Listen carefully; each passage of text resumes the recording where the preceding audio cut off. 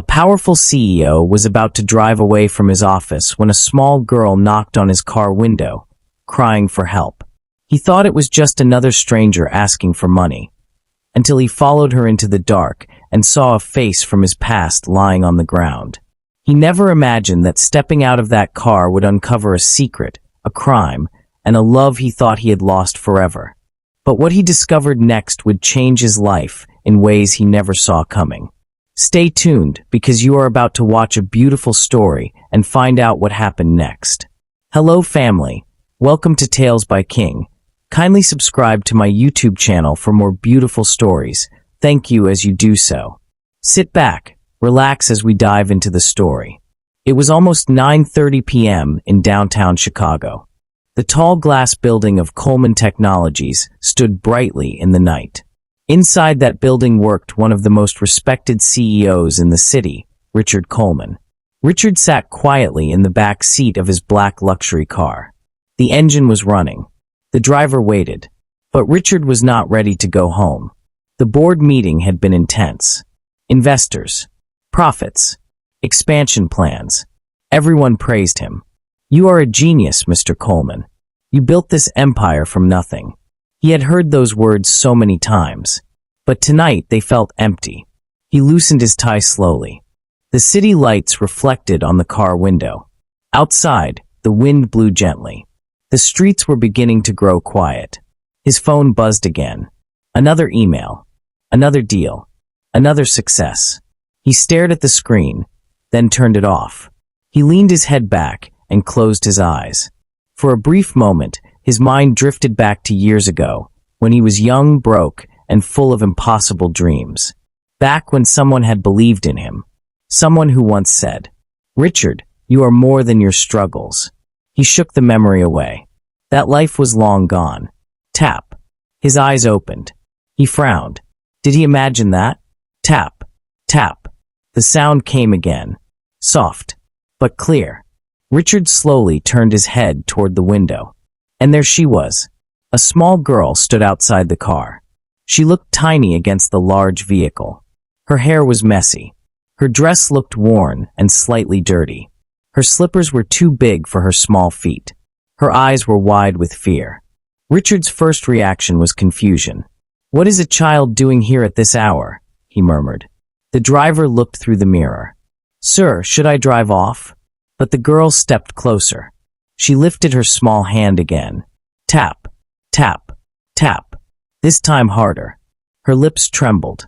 Richard could now see tears on her cheeks. She was not begging for money.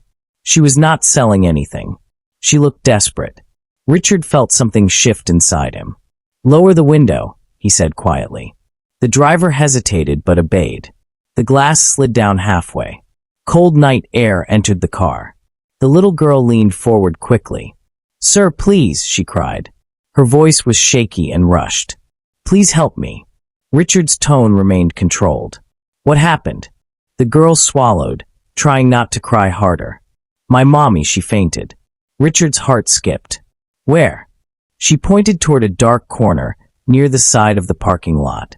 She was walking, then she just fell down. "She's not waking up." Her hands were shaking now.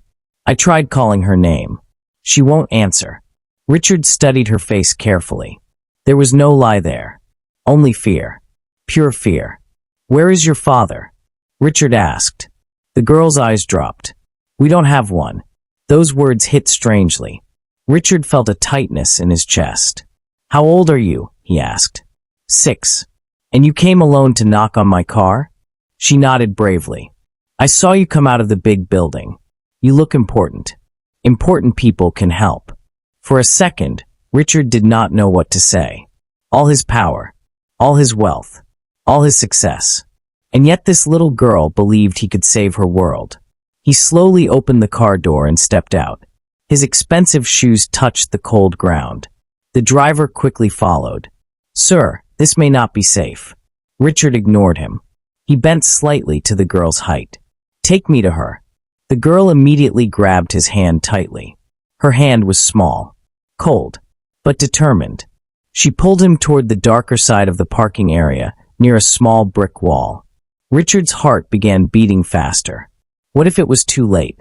As they turned the corner, he saw her, a woman lying on the ground. Her body looked weak, her face pale, her breathing shallow. Her hair covered part of her face. Richard rushed forward. He knelt beside her. "Ma'am, can you hear me?" No response. He gently moved her hair away from her face. And the moment her face became clear under the dim streetlight, Richard froze. His breathing stopped. His world went silent. "Emily?" The name escaped his lips in a whisper. It couldn't be. But it was. The girl looked up at him. "You know my mommy?" Richard could not answer immediately, because the woman lying unconscious before him was the girl who once sold her most precious belonging, just so he could build his dream. And suddenly, the powerful CEO felt like the poor young man he used to be.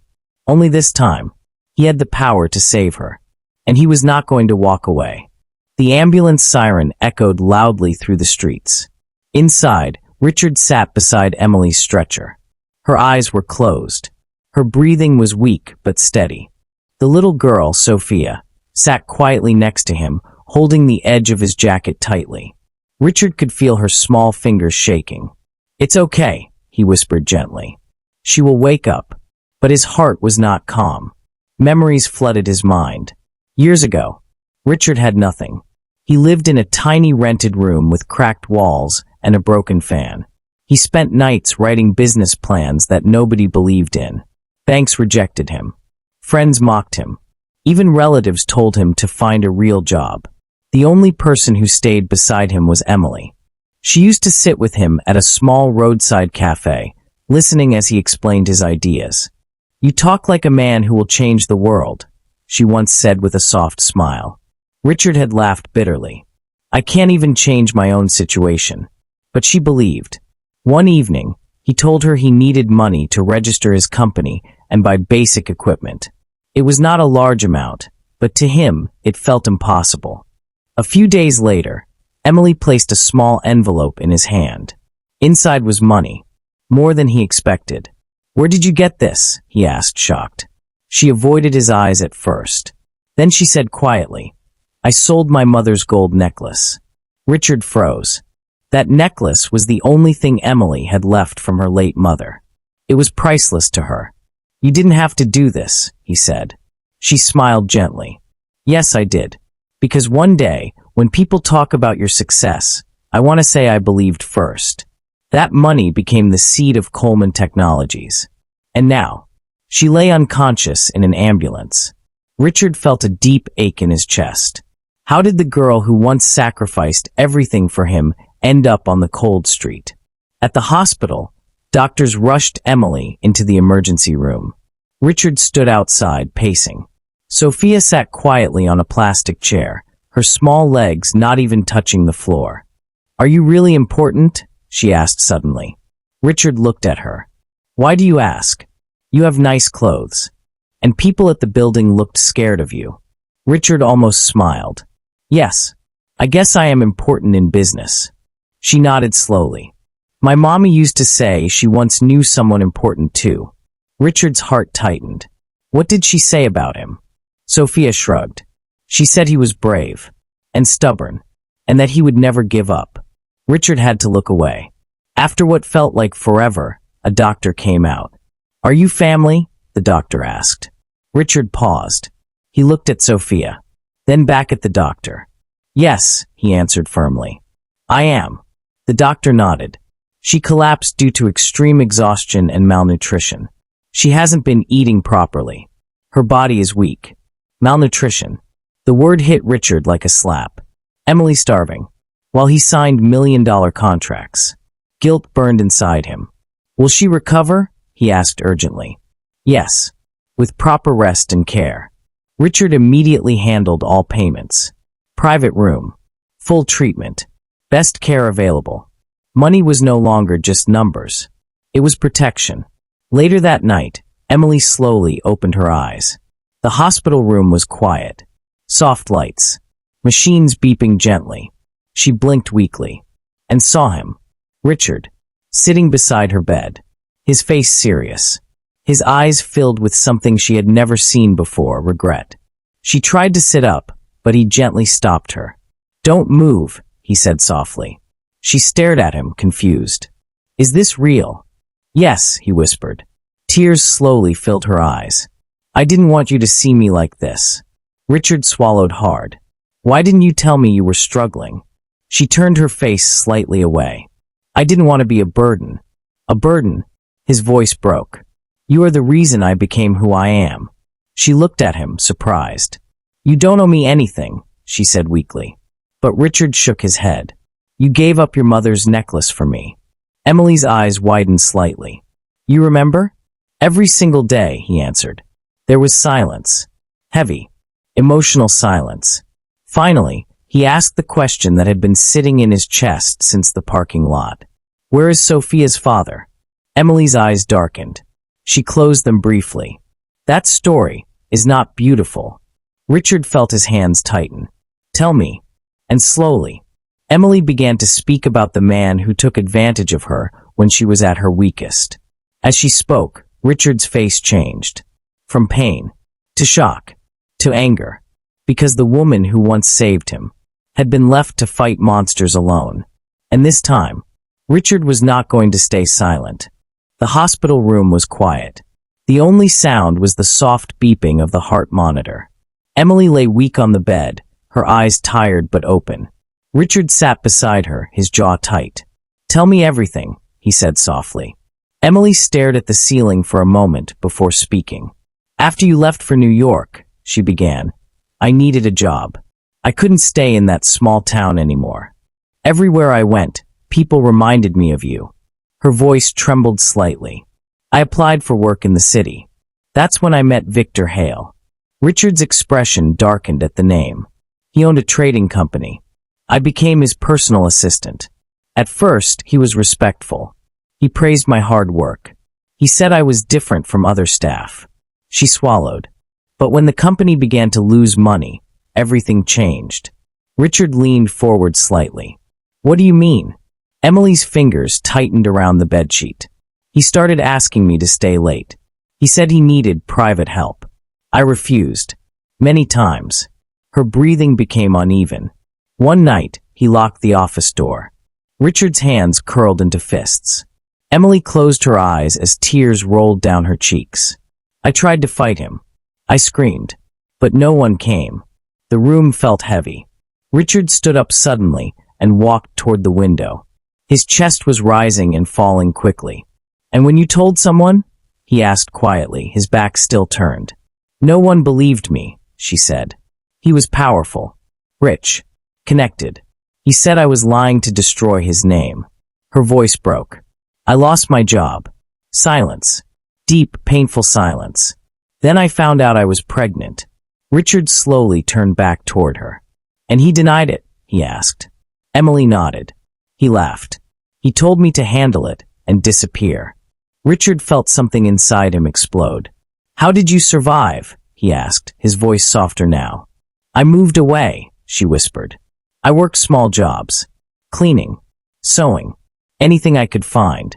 She looked toward the door, where Sophia had been earlier. "I thought about giving her away once. I was scared." Tears fell freely now. "But when I held her for the first time, I knew she was innocent. She was not a mistake. She was my strength." Richard's eyes filled with emotion. "And you never thought of calling me?" he asked gently. Emily smiled sadly. "You were already becoming successful. I saw your name in business magazines. I didn't want to look like I was chasing your money." Richard shook his head slowly. "You think I would have ignored you?" She looked at him honestly. "I didn't know." That answer hurt him more than anything else. All these years, she thought she was alone. At that moment, the hospital door opened quietly. Sophia stepped inside, holding a small drawing in her hand. "I made this," she said softly. Richard wiped his eyes quickly. She handed him the paper. It was a simple drawing of 3 stick figures. One tall, one medium, one small. Above them was a badly drawn house. "This is Mommy," she pointed.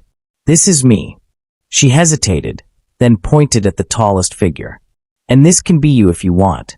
Richard's heart shattered and healed at the same time. He knelt in front of her.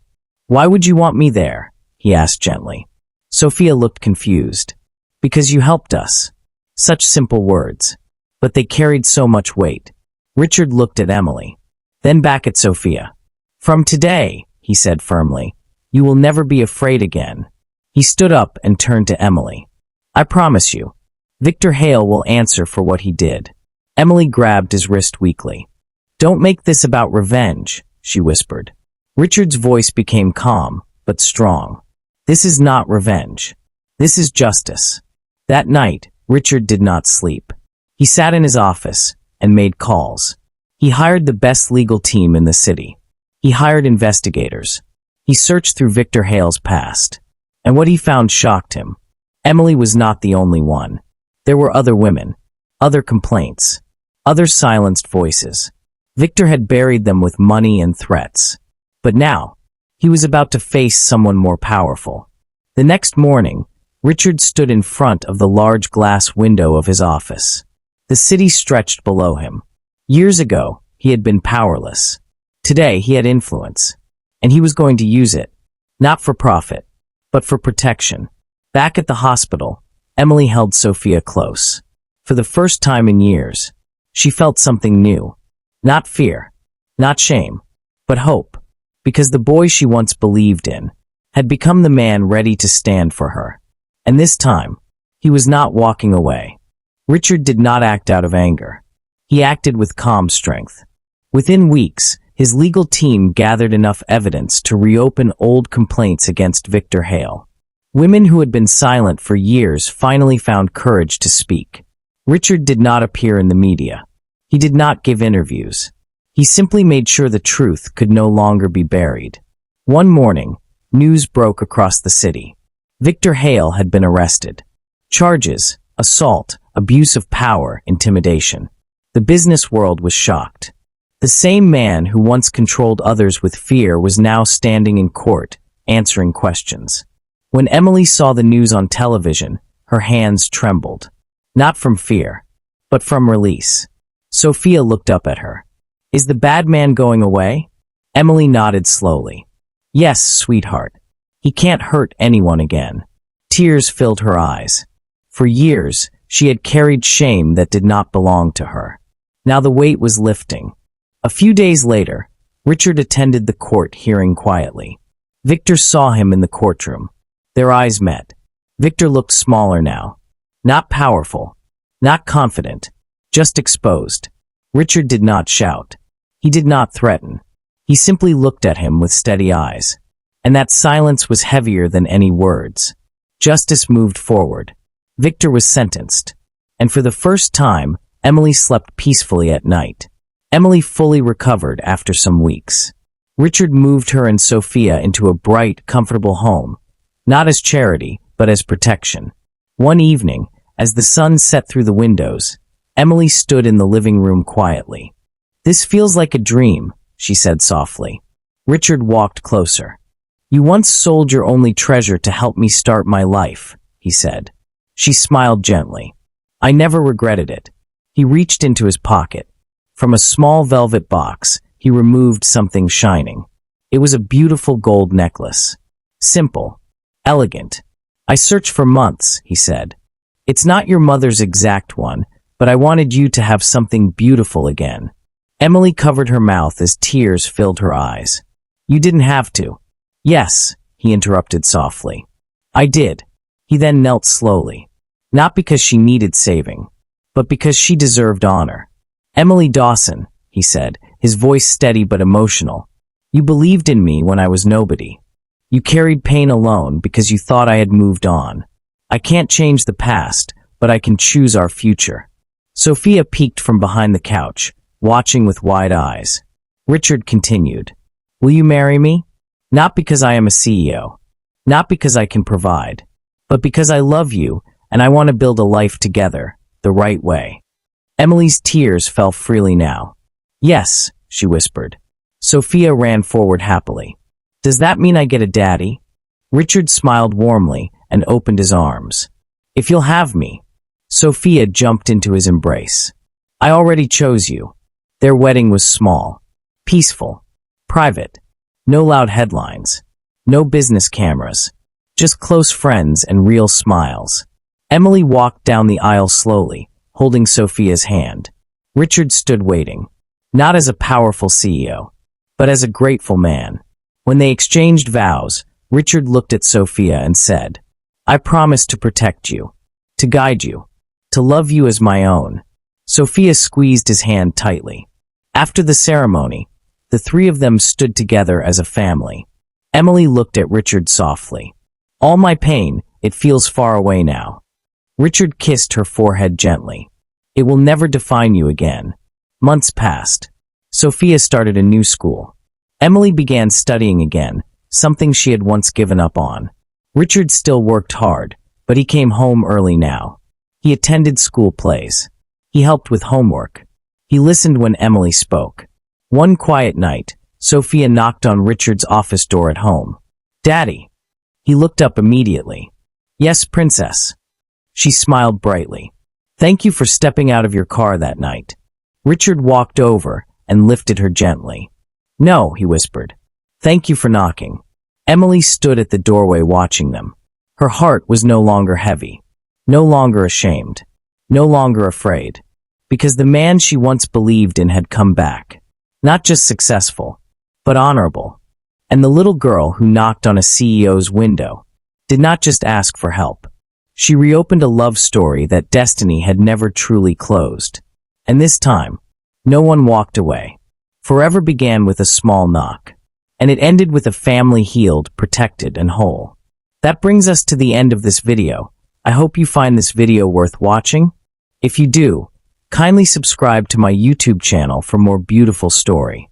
Like, comment, and share this video to your friends and loved ones. Your support and engagement encourage me to post more videos. Thanks for watching.